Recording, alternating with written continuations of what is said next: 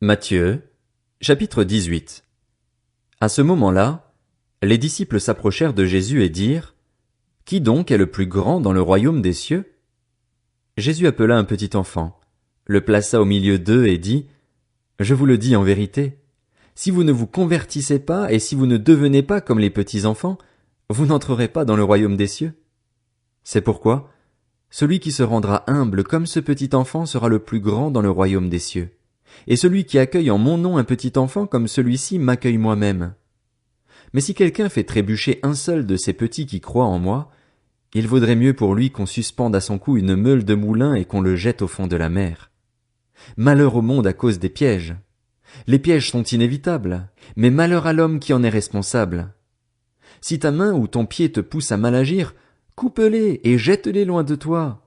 Mieux vaut pour toi entrer dans la vie boiteux ou manchot que d'avoir 2 pieds ou 2 mains et d'être jeté dans le feu éternel.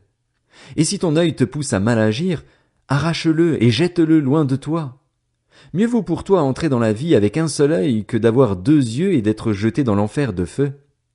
Faites bien attention de ne pas mépriser un seul de ces petits, car je vous dis que leurs anges dans le ciel sont continuellement en présence de mon Père céleste.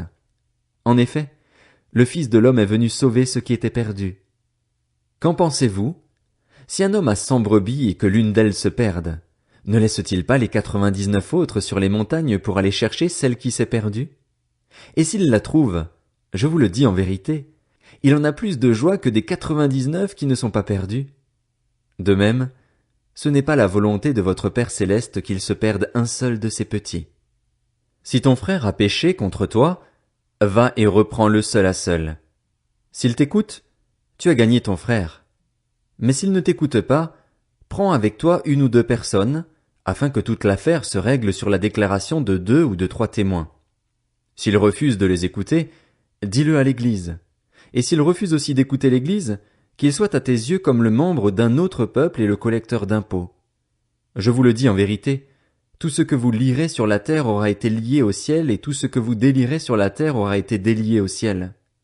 Je vous dis encore que si 2 d'entre vous s'accordent sur la terre pour demander quoi que ce soit, cela leur sera accordé par mon Père céleste. En effet, là où 2 ou 3 sont rassemblés en mon nom, je suis au milieu d'eux.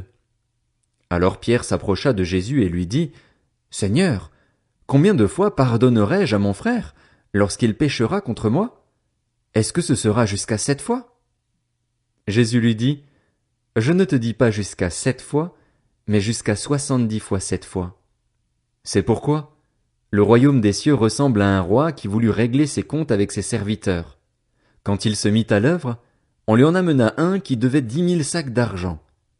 Comme il n'avait pas de quoi payer, son maître ordonna de le vendre, lui, sa femme, ses enfants et tout ce qu'il avait, afin d'être remboursé de cette dette. Le serviteur se jeta par terre et se prosterna devant lui en disant, « Seigneur, prends patience envers moi et je te payerai tout. » Rempli de compassion, le maître de ce serviteur le laissa partir et lui remit la dette. Une fois sorti, ce serviteur rencontra un de ses compagnons qui lui devait 100 pièces d'argent. Il l'attrapa à la gorge et se mit à l'étrangler en disant, « Paye ce que tu me dois. » Son compagnon tomba à ses pieds en le suppliant, « Prends patience envers moi et je te payerai. » Mais l'autre ne voulut pas et alla le faire jeter en prison jusqu'à ce qu'il ait payé ce qu'il devait.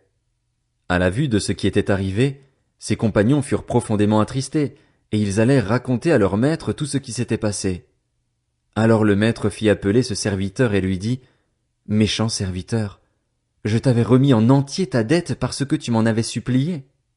Ne devais-tu pas, toi aussi, avoir pitié de ton compagnon comme j'ai eu pitié de toi? » Et son maître, irrité, le livra au bourreau jusqu'à ce qu'il ait payé tout ce qu'il devait. C'est ainsi que mon Père céleste vous traitera, si chacun de vous ne pardonne pas à son frère de tout son cœur.